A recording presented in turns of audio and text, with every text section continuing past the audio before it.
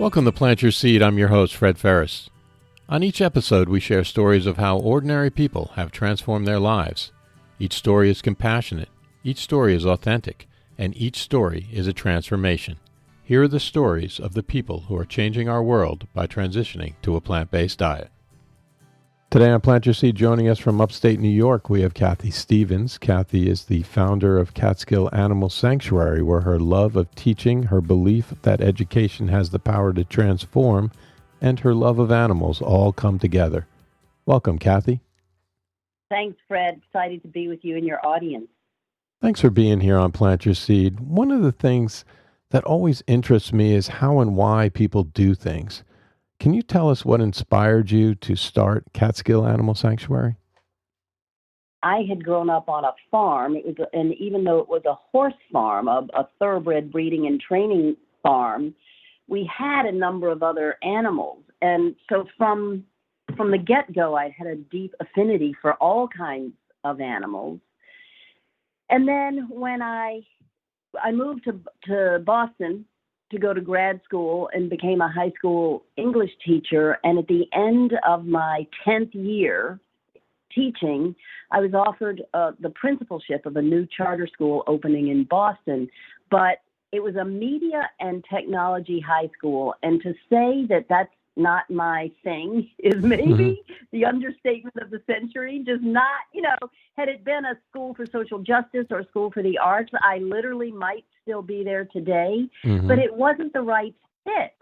And so I surprised myself in turning down this job that I would have imagined would have been just a dream. And it felt like I was done with that trajectory. I'd always imagined that I would be trying to influence young minds in that way, but it just felt like sort of a natural ending point.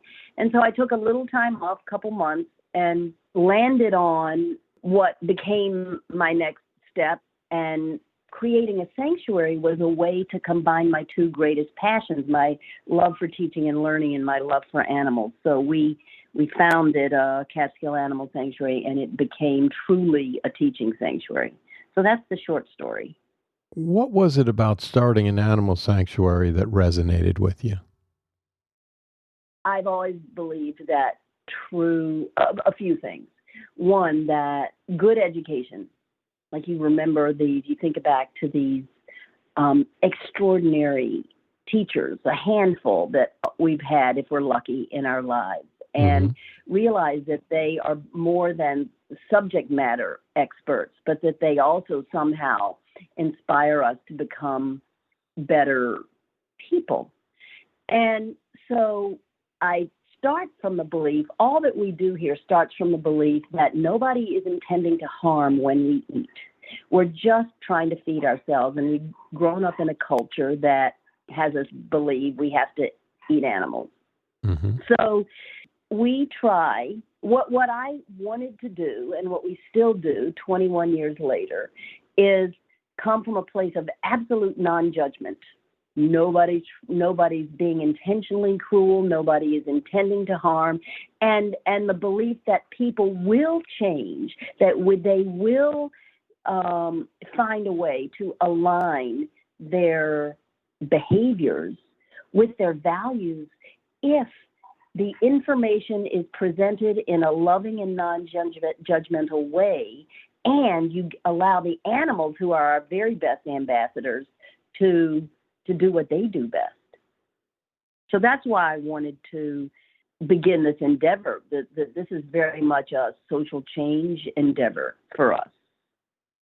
How have you married your love of education and your love of animals at Catskill Animal Sanctuary? Well, we have all kinds of programming. For a long while, we had a children's camp. For a long while, we had, until COVID, we had an on-site cooking program so that people could come here and take a wide variety of cooking classes, but then also visit and connect with the animals. We offered food samples at the end of a tour so that people are engaging with the animals in a very intimate and disarming and often extremely emotional way. A lot of tears, a lot of, oh, I had no idea that this is who they were kinds of moments. And then at the end of that tour, they had the opportunity to taste the food and realize, oh my God, this is delicious. Mm-hmm. So now, some of those things have gone away because of COVID, but we are evolving and continuing to create programming that brings people down the hill to fall in love with the animals and then empowers them through cooking instruction or information to make the changes that their heart is telling them they need to do.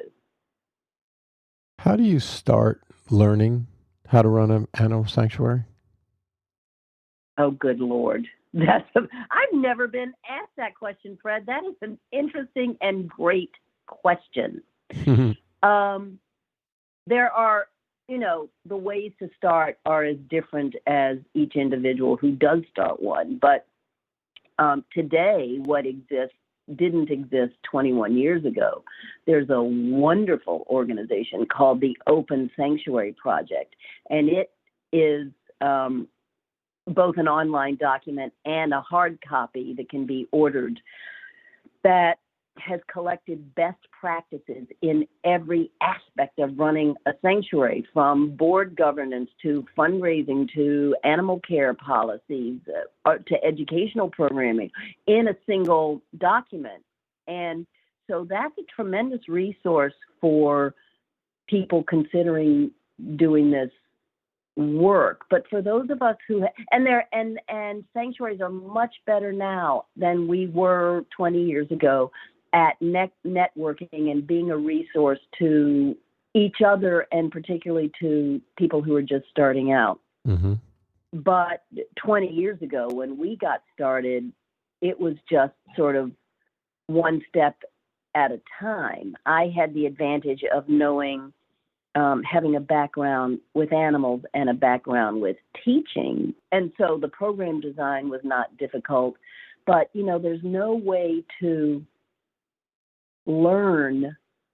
truly learn how to work with a terrified sheep who's Mm-hmm. only known deprivation or in some cases torture, literally, or a 2,500 pound cow with horns, except truly by doing it. That, the Open Sanctuary, again, is an extraordinary resource, but some of it just has to come by learning by doing. And then the other piece in response to the how do you learn is nobody who starts an endeavor like this can ever know it all. And so one key piece of advice we always offer is, capitalize on your strengths, but certainly know your weaknesses and be well aware of your weaknesses and recruit people who are strong in those areas where you're weak. So, for example, I had no business background, and we struggled because of a lack of that organizational development sense. So I think I answered your question, Fred. Would you equate that suffering with human suffering as far as the terrified look in the sheep or the cow's eyes? Would you equate that to be the same type of suffering? I absolutely would. And I don't think it is, short of being a sheep or a cow or a duck or a horse or a chicken or what have you. I know they're the same.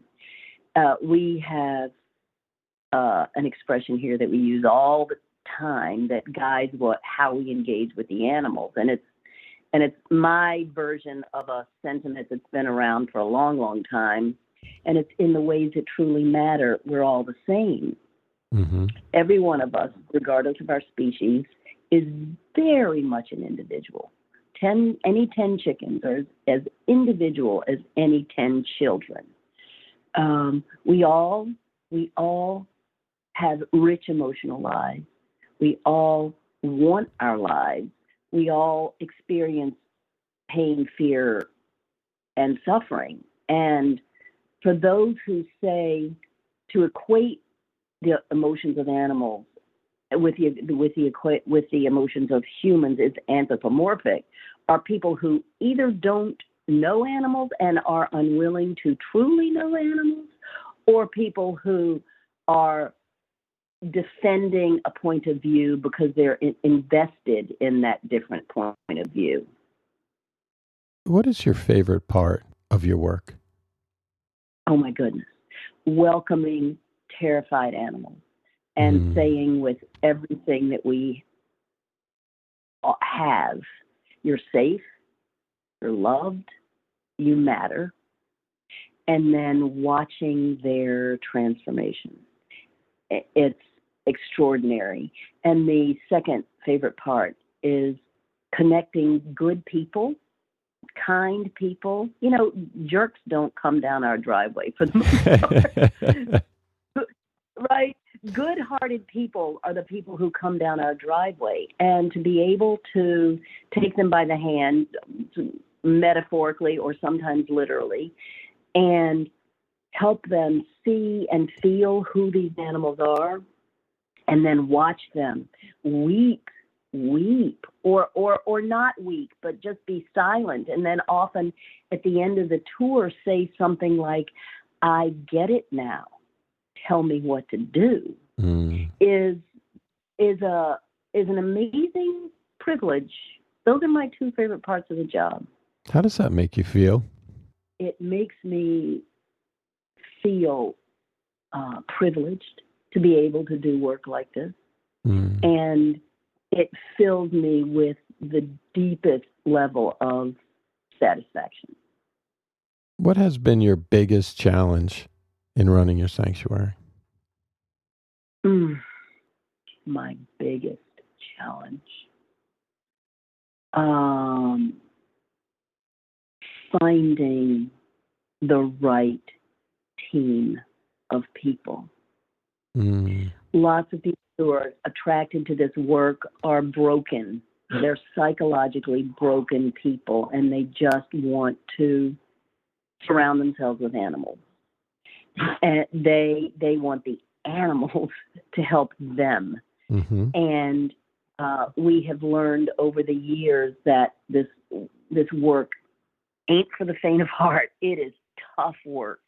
And if you don't have a team of people who haven't given up on humanity, who truly still have the capacity to believe in humanity and embrace humanity, and the patience to lead people on this journey in a non-judgmental way, then you're not gonna be as effective as you might be.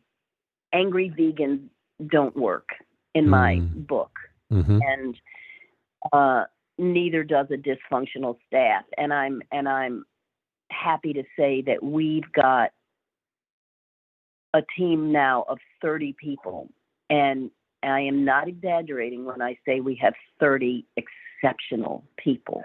We've got people of deep compassion. We've got people of unusual wisdom for their youth, for their relative youth. We've got people who are patient, who want to be part of a team. We've got people who were born leaders. It took a long time and a lot of effort, and it took a couple people who are much better at management than I am to help us get our structure right and get our team this solid. And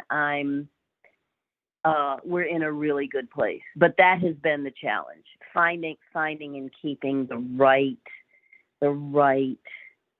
people who lead with love. What is it about broken people that you feel attracts them to sanctuaries? The innocence and non-judgment of animals, and the fact that animals are nonverbal, so they can't confront, and they can't, there are challenges for sure in working with animals, but you're not going to be challenged. An emotionally, a broken individual is just not going to be challenged by an animal in the same way that they're going to be challenged by humans. No animal is going to say to you, why did you do that? Why did you do that way? You're having a bad day, suck it up. No animal is going to give, challenge people in that way. It's all, and it's also like their innocence, the way you can sit with them and just be. Those are some of the reasons, I think. How can we promote, educate, and encourage compassionate, cruelty-free living? Oh my goodness, all kinds of ways. And you're seeing the promotion of it in all kinds of ways. You're seeing everything from at the very highest level, even though they're so behind the curve, the USDA is changing its food plate. And so you're finally seeing changes to the diets in institutions, to the foods that are offered in institutions, in schools and hospitals and prisons, etc.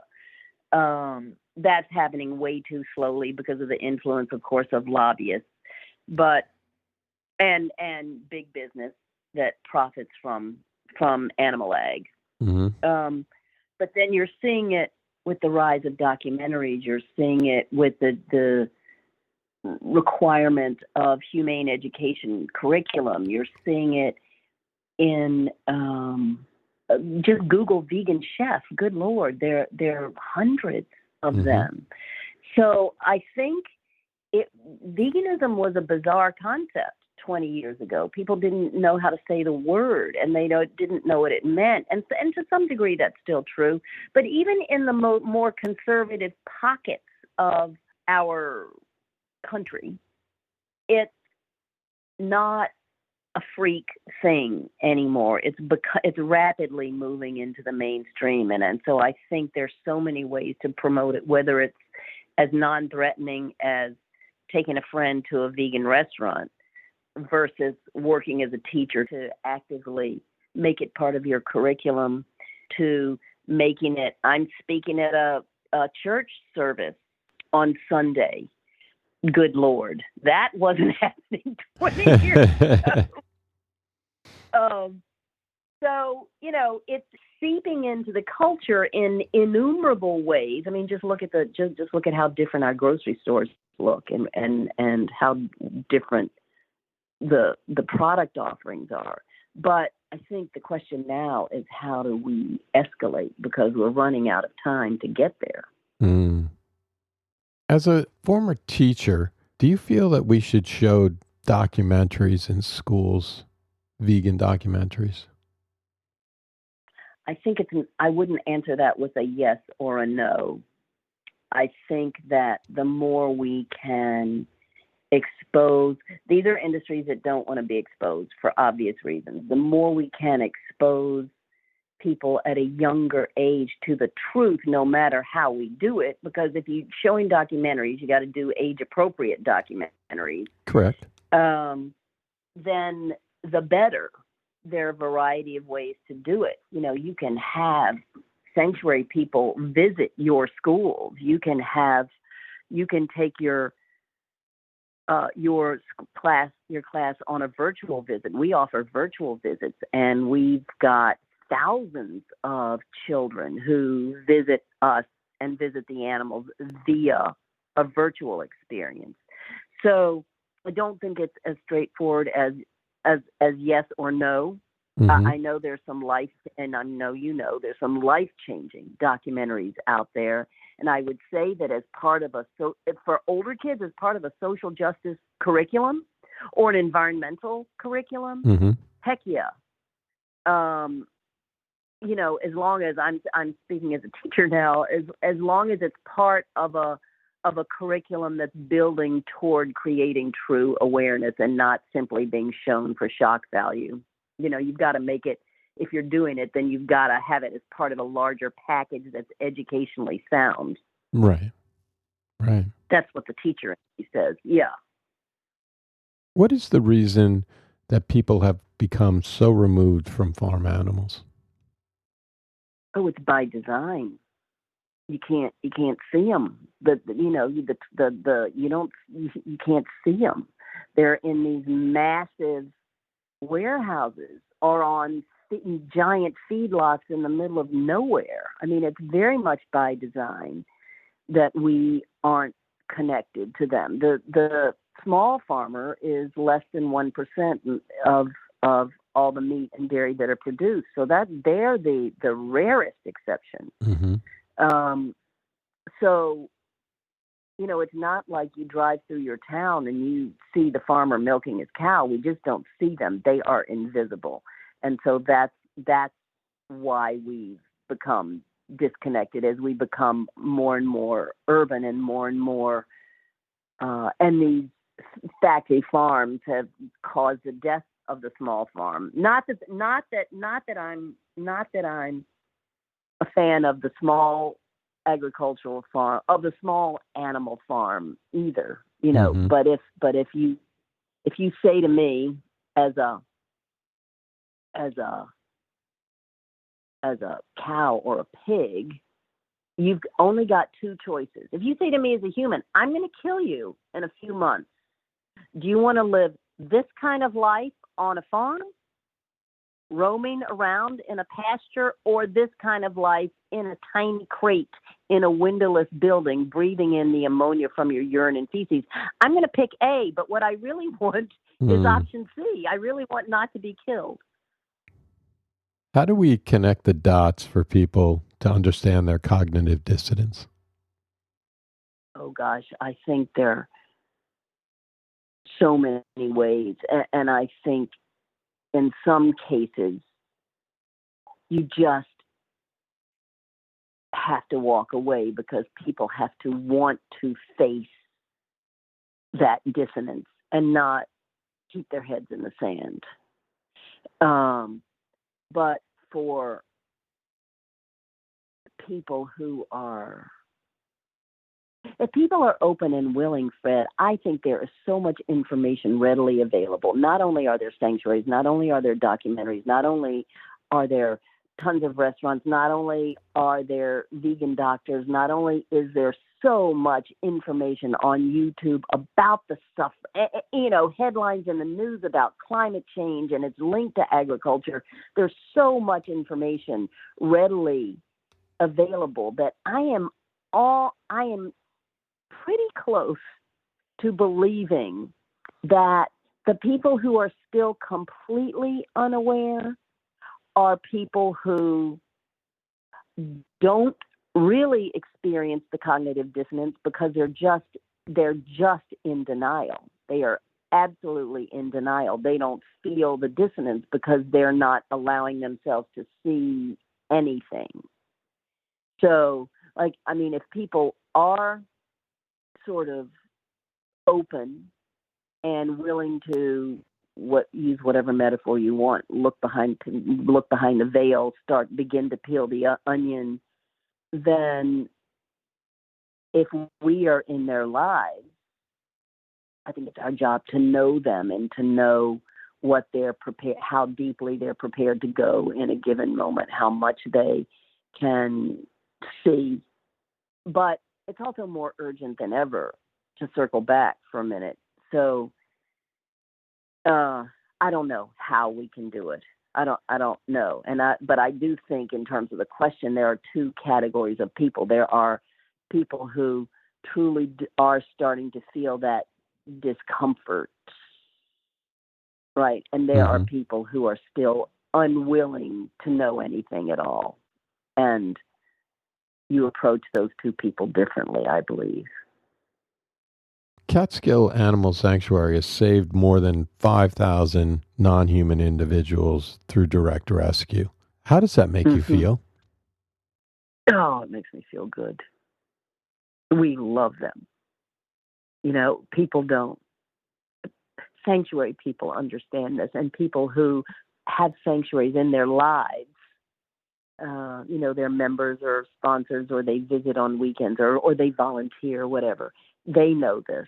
But we love these cows and these pigs and these chickens and these ducks and these goats and these sheep As much as your listeners love the dog who sleeps at the end of their bed, or the cat that stretches out on their keyboard, we love them. We know them. We're with them every single day. And I had a board meeting last night, and it was interrupted by an emergency. We had an old cow who was down, and the board completely understood that I had to leave the meeting and go down to help this cow who was fine. It feels wonderful, and they've been such friends and such amazing teachers. They've changed my life. A few of them have changed my life, the lessons from them. But then the other piece is that it's only 5,000, because the reality of sanctuaries is that you have to say no every single day. You don't have the physical space, the human capacity, the financial resources to rescue, to say yes to every situation that comes through an email or a phone call. So you're saying no every single day, and that piece of it is hard. So it feels good. It feels gratifying. I love the memories of who's passed through this space. I look forward to welcoming the new ones, and simultaneously, I wish we could do a whole lot more. And every single sanctuary person is going to tell you that same thing. How do you deal with the death of the animals? Oh my God, we just had a tough one on Friday.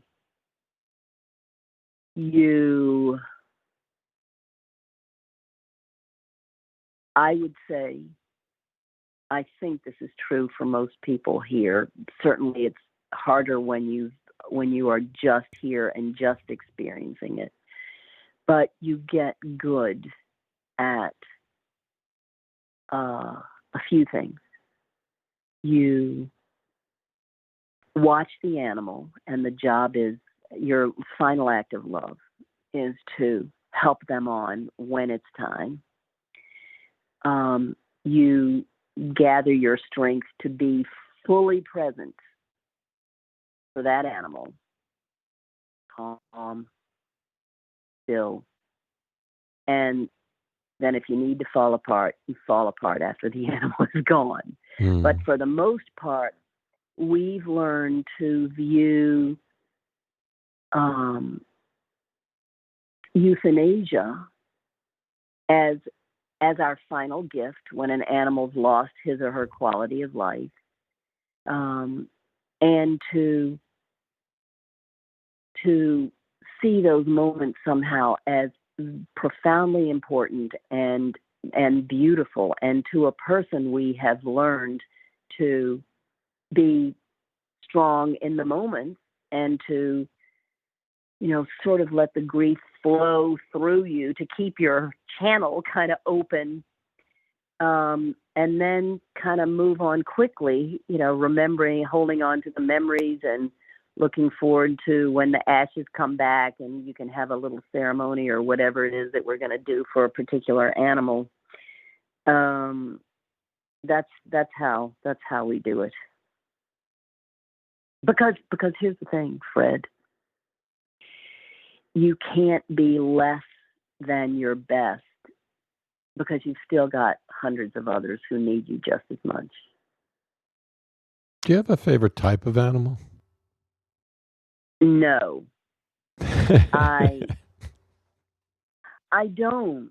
I have favorite individuals. I have favorite individuals within species, for sure. But I don't have a favorite type of animal. Sheep are breathtakingly social. Goats are the fraternity boys and fraternity girls, just always in trouble, and very, very puppy-like. Cows are, the expression "still waters run deep" defines cows. Cows are deeply emotional animals, deeply affectionate animals. Pigs are so smart it can be maddening. Pigs are smart, willful, highly emotional. They all are, but they make their emotions readily known. They have temper tantrums. Good Lord. And they're strong. So you take on a lot when you take on pigs. So no, I don't have a favorite type or species. I have favorites, but I'm not telling you who they are because somebody might be listening. Let's switch over from your sanctuary to your personal story. How and when did you transition to a plant-based diet? I transitioned fully the year I opened the sanctuary. I was vegetarian for a long time prior to that, but my journey, like so many people, began years ago, and it was very gradual. And it first started when I cut out. I was never a big pork bacon eater or whatever. I never ate salami or any of that super processed, any of those class 1 carcinogens. Yeah. I never ate that. But I cut out beef for health reasons and chicken and fish in my 20s. But it wasn't until I started the sanctuary that I cut out dairy. I didn't fully, like so many people, I didn't fully understand the dairy conundrum. So the sanctuary's been around for 21 years, so I guess that fully vegan, 21 years. Have you seen any positive changes, either physically or mentally, since you made the change? Not so much physically, because I was pretty healthy anyway. I was never a heavy meat eater. I never drank milk. I put milk in my coffee. I wasn't a heavy consumer of animal products from the time I was a young adult. But mentally, absolutely. I think for those of us who do experience that cognitive dissonance, and I believe there are a lot of us, even if it's not fully conscious, then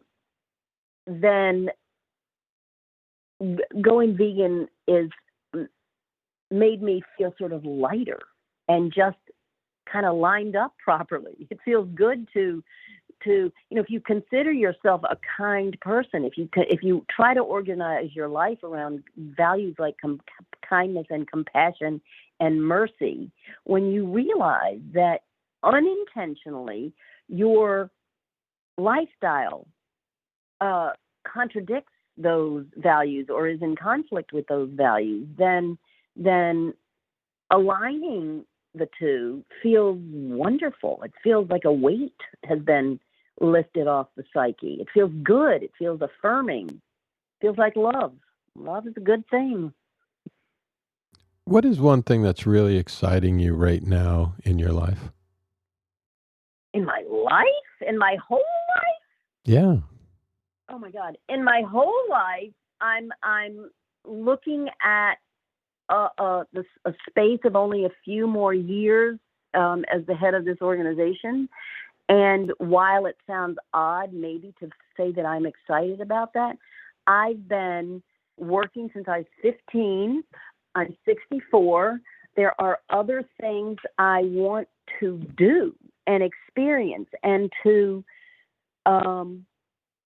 know that we've got such a truly exceptional team who will be able to lead and grow this organization.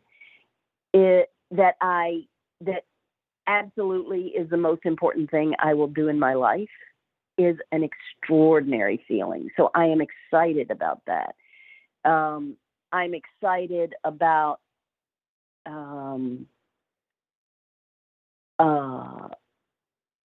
all the new energy in the vegan space. I really am. I'm all at the same time. I'm terrified that climate change is outpacing all of it.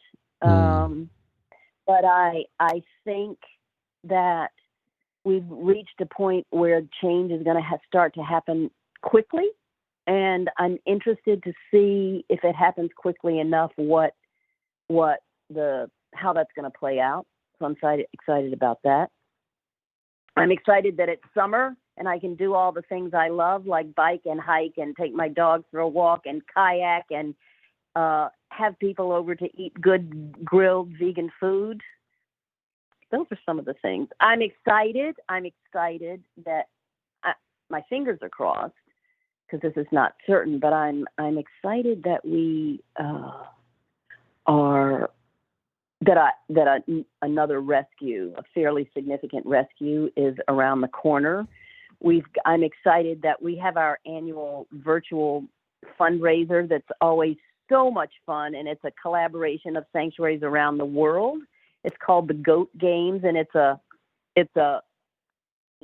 loosely defined athletic competition where people sign up to do an activity and in support of a sanctuary of their choosing, and it's so much fun, and it brings the community together, and that's right around the corner. So I'm excited about a lot of things, Fred. Now, what is it about animals that makes you so passionate? I think that animals, so I believe that we come into the world good, and the world sometimes beats that good out of us, and come into the world pure and empty. And animals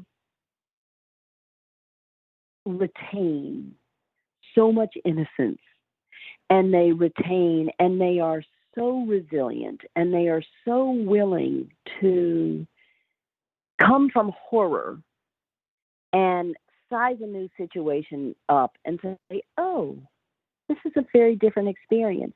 And then to still offer their hearts to people. And I think also they're just, we are so in our heads. We're so cerebral. We're so cerebral. Animals are more intuitive. They're more attuned with the earth.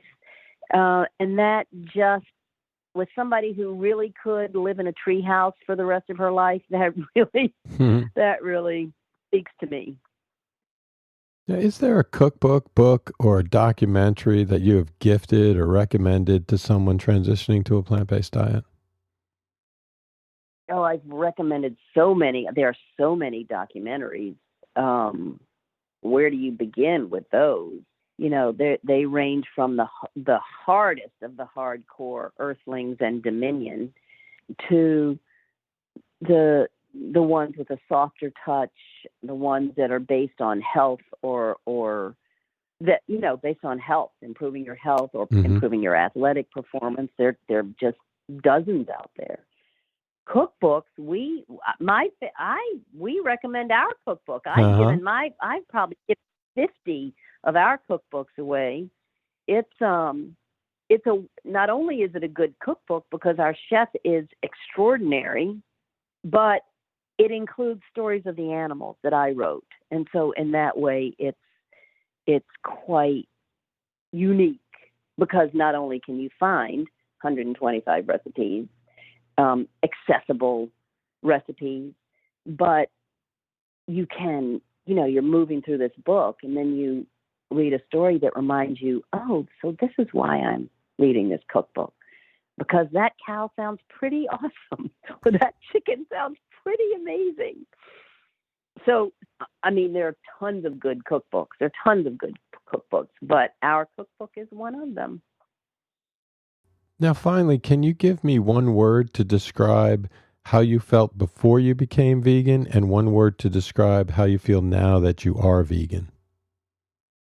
I would say I felt conflicted, pre-vegan and post-vegan. The word that comes to me is, which might be odd, is free. Such a pleasure speaking with you. Thank you so much for taking the time. Now, what's the best way for people to follow you and support you on Instagram and social media in general?